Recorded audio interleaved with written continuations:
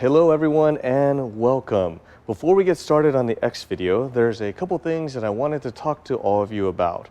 For those of you that have come over from Christian's channel, thank you so much for supporting my channel. I can't thank you enough. And all of you that have subscribed, I see you watching not only the race car videos, but the supercar videos. Man, that really helps me out and pulls a load off of me. So thank you so much for doing that solid for me. And for those of you that have been following me from the beginning, what has happened is that last week, my good friend Carrie from Hawaii that actually used to help me campaign the 7 was taking his crew and his friend Christian to Long Beach for the Formula Drift event. And Christian was going to cover it. So on their way back going up north, they asked if they could stop by here and take a tour of the shop.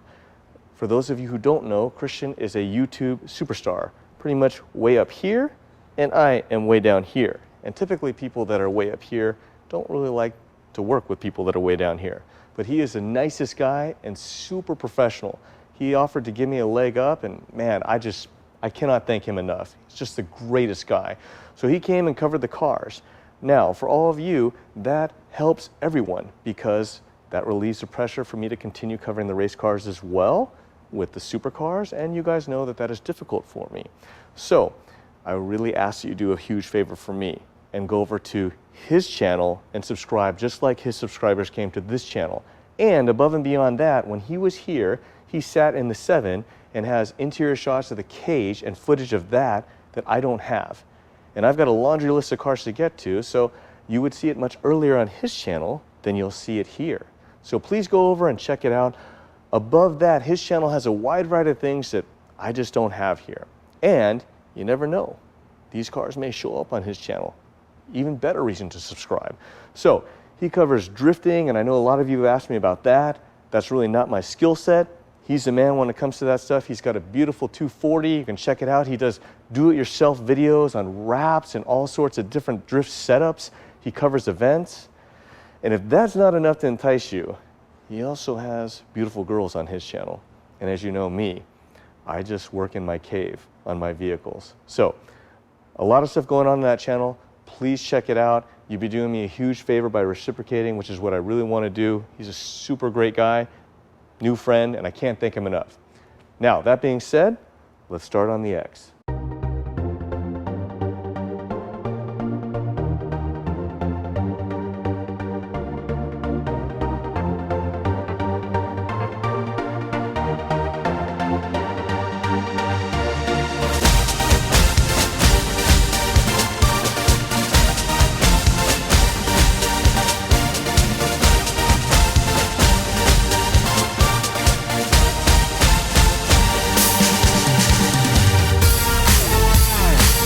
Welcome back to Adam's Saruwatari Xtreme. Many of you have been asking to get a closer look at the X, and of course, I want to accommodate. So let's just go ahead and get into it.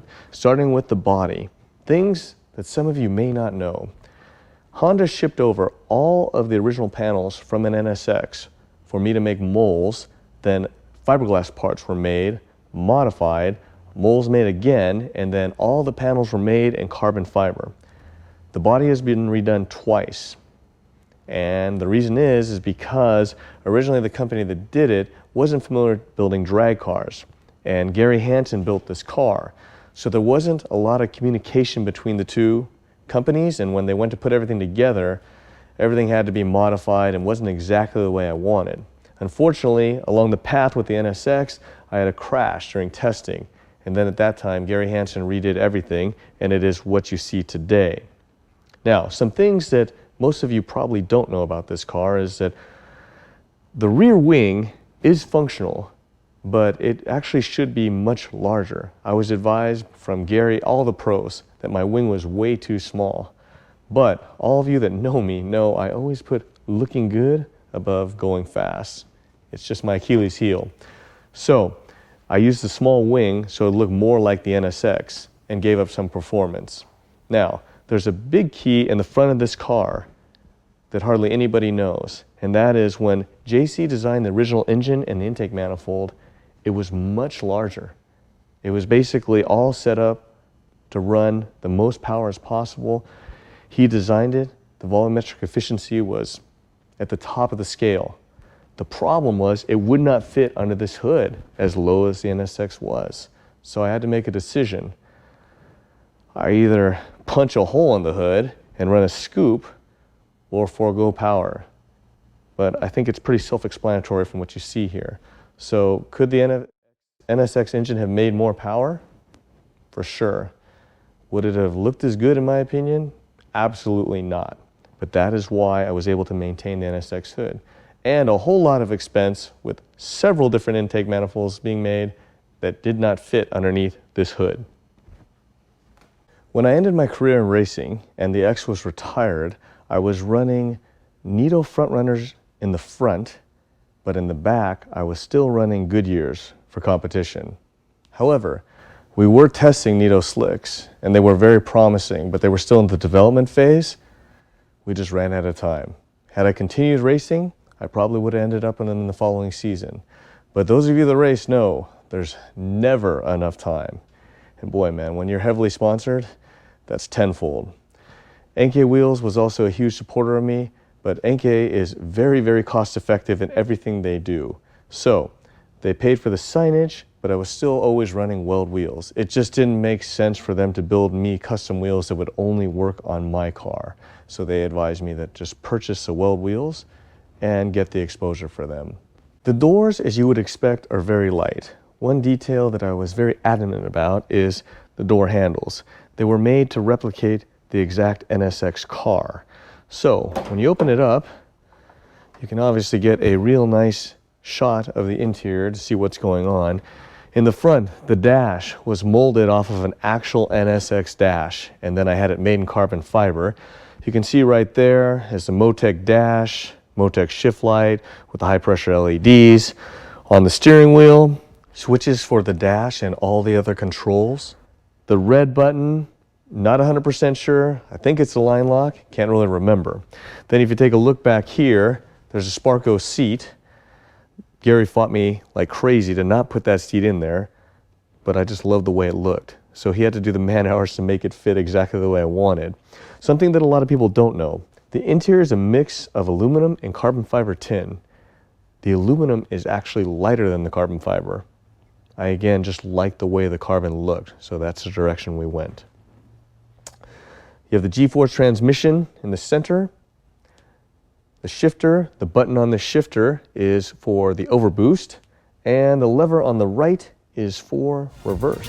Here is the underside of the titanium bell housing.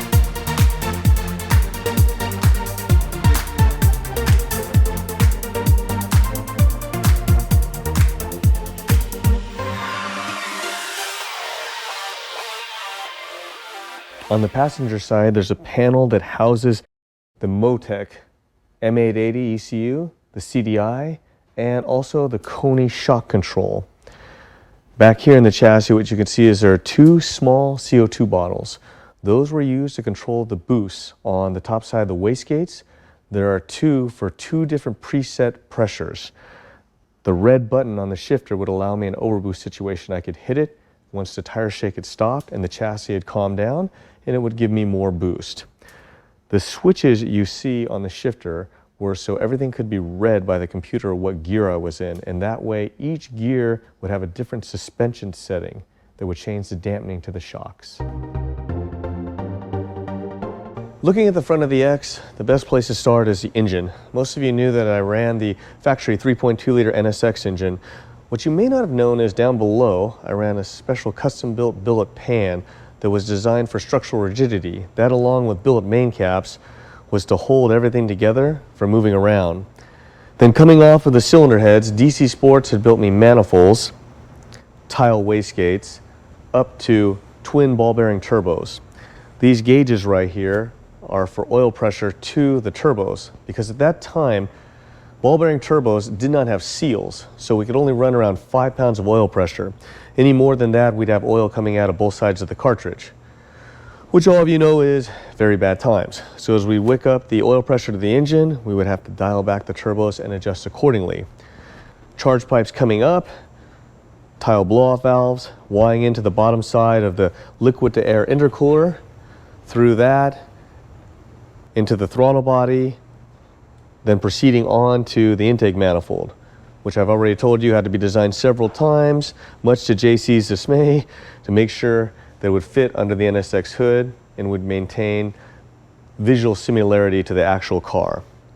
In the front of the turbos, Abel's influence, we had to build these inlets that didn't look exactly the way I wanted, but we were able to put back in the turn signal lights when we went to shows, but they'd be removed, and that's how the cool air would feed the turbos. On the liquid air intercooler, I built this tank in the front that we would fill with ice water, and then there was no real estate, as you can see, so this part here I built so it would actually house the pump. And that would circulate the cold water through the liquid air intercooler. As far as the engine cooling system, pretty straightforward.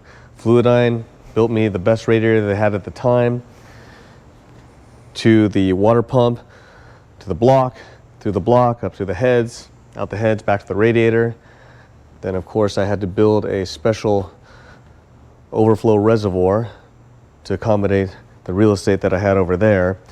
This is where kind of all the oil system stuff is. We have the breather tank for the oil tank reservoir, and this was the original oil tank reservoir we started with, and when I was getting close to retire, my dad had me expand it and build this section onto it because we had pretty much figured out what the problem was earlier. Unfortunately, that didn't do it, and there just wasn't enough races left to completely redesign the oil tank. So what many of you may not know is the car was running at about 85% the entire time, because if we ran at 100%, it would only make one pass because it would knock out the mains. And it quite possibly wouldn't have even made that one pass because the bearing damage was so severe.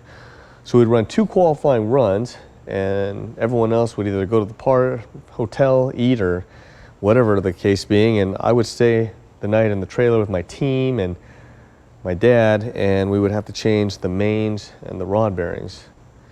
Bad times. And then of course we would barely make it through the rounds the next day. So had there been more time, I would have addressed that. But I was pretty tired by the time I was going to retire. And as many of you know from running your own race cars, there's a lot of good people that always try and help you. And everyone is trying to give you the best information they can. So you make your best shot and you go with it. If you're not right and you're off on a tangent, you just kind of get lost. And it takes forever to get back, to get everything dialed back in. So it just didn't work out the way I'd hoped. For extra insurance on the ball bearing turbos, because it would be so detrimental if we had oil leaking out of both sides of the cartridge, we also had Barnes build a special oil pump that would scavenge the oil from the cartridge, that would actually pull the oil out. So down below ended up being, we had 2 scavenge sections, one for each turbo, and then we had 2 scavenges coming off of the oil pan. Then there was the return from the oil tank and the pressure side out of the pump itself. The question used to come up all the time, C16 or methanol? We ran C16, the plan was to go to methanol. Again, just never had enough time. We were all set up to do it though. Of course, you see there's 2 injectors per cylinder. We were only running 1 with the C16. We were ready to go to the methanol, but the schedule was just so tight at the end. We never actually made it to test and everything to go that way, so it did end in C16. You can get a pretty good view of the front suspension right here. Carbon fiber brakes, lamb struts, titanium lower control arms. A lot of these components were purchased because of Abel's and Gary Hansen's influence to me. I actually just would despise even talking to those two near the end of my career, because every time I talked to them, it would be, you need this! And that just equated to spending more money. And we would lose weight on the car, and NHRA would just keep adding weight. So everyone would say, well, Adam, that's great because you could put the weight where you want it. I truly believe we all just say that to each other to make ourselves feel good, because we had to add weight pretty much proportionally around the car to make weight. So as far as putting it where I want it, I didn't really want it anyway.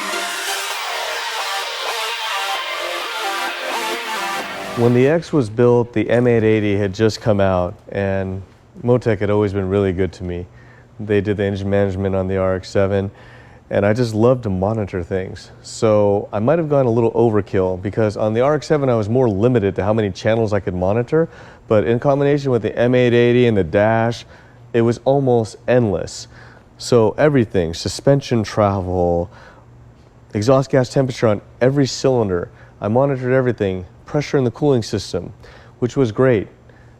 What was the problem is it was way too much information. So we make a pass, we download, and there's just tons and tons of information to go through. It was insane. I was just exhausted from looking at all the information. So definitely a mistake in the original setup, because beyond that, it costed a fortune.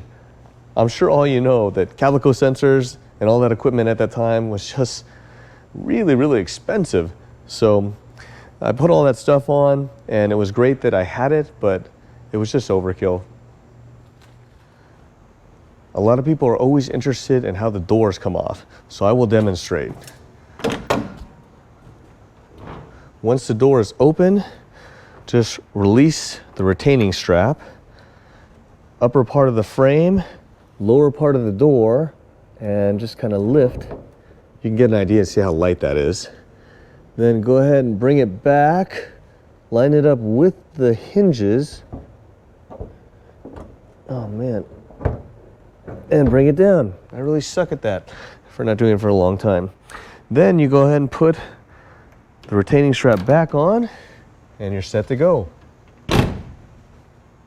On the rear, I kept the same theme of what I love, carbon fiber and titanium, and I ran the titanium rear end housing, lamb setup, Mark Williams third member with the titanium spool. I had originally planned to go to aluminum, but since I was having so many issues with the power plant, I didn't want to add something else into the mix that could possibly fail.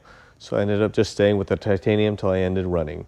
I ran the Koni electronically controlled shocks and the carbon fiber rear brake.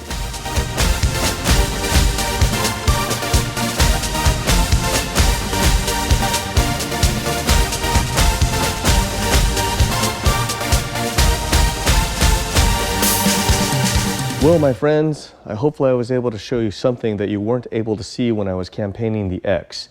I think it's important we take away two things from today.